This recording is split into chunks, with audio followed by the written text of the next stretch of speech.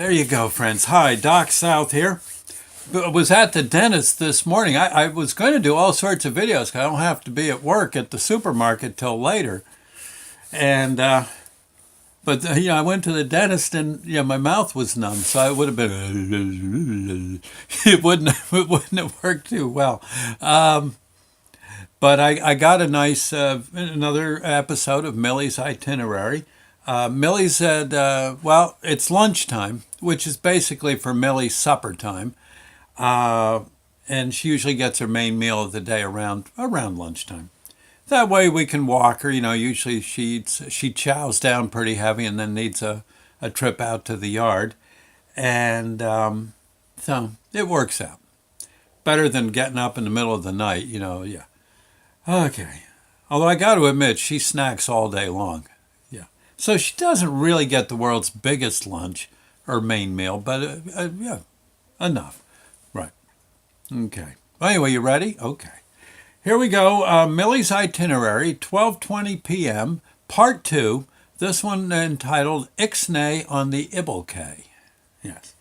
You'll have to get your IxnaY Dictionary Day to get that one figured out. But okay, are we ready? No, I'm not going to do this in Pig Latin. No. I was just tempted there for a minute, but really. Okay, well, here you go. Our trouble is that Millie doesn't give one rip about healthy eating.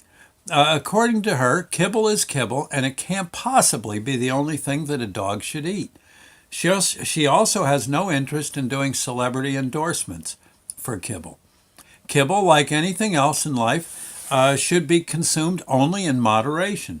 She's heard through the grapevine at dog parks a disturbing report that some dogs only get kibble at feeding time, and that's it. This rumor has been known to travel like wildfire around the fire hydrants.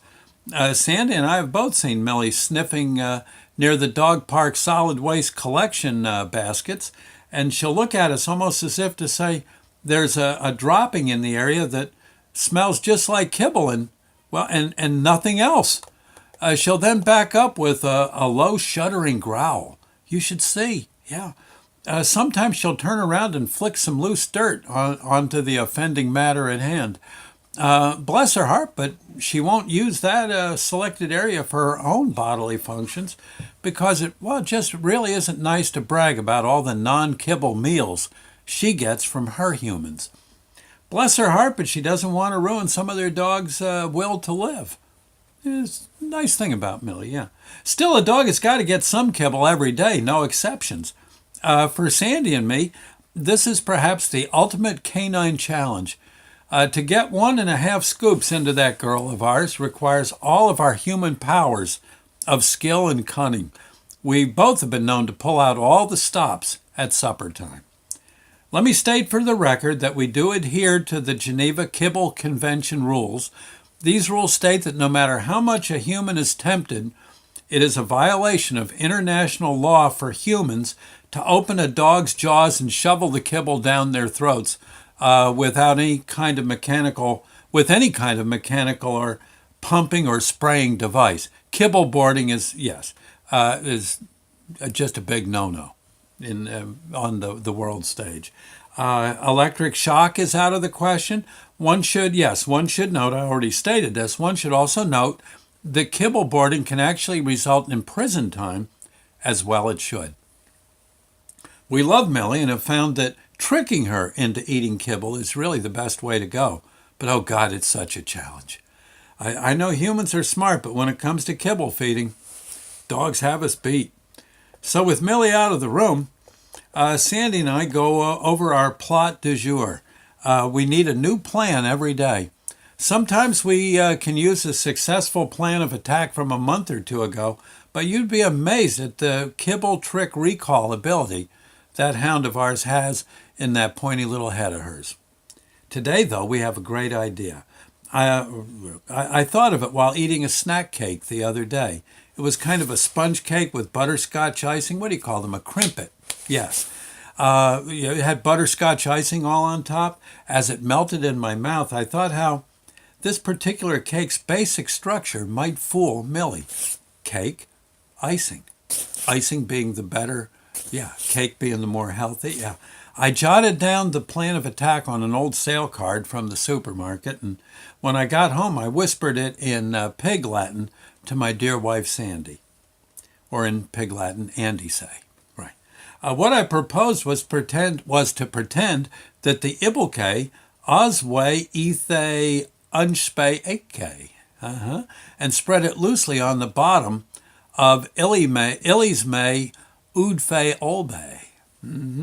Then we could take something gooey like shredded cheddar cheese, spread it all over the kibble about a half-inch thick. Millie would take one whiff, and poof, the cheese and kibble would disappear in a flash of teeth and jowls. In other words, kibble on the bottom. Right. The shredded cheddar cheese on top, the icing. Right. I stuck my chest out proudly and waited for Sandy's vote of approval. Sandy said my idea stunk. Downhearted, I waited to hear her reasoning. Sandy said how that was a lot of cheese for a dog her size, Millie's size, to consume. Also, Millie's no fool. She'll just eat the cheese off the top and leave the kibble where she found it, on the bottom of the bowl. I had to agree. Sandy had a point there. But I wasn't deterred. I had to really fight to keep my voice down. I had a slight alteration of the plan that might just do the trick. I told Sandy that she was right about giving Millie too much cheese. However, we could give her less cheese if we put less cheese on top of the kibble and then nuked it until the cheese melted and intermingled with the Ibblekay. Sandy smiled and shook her head yes. The plan was set.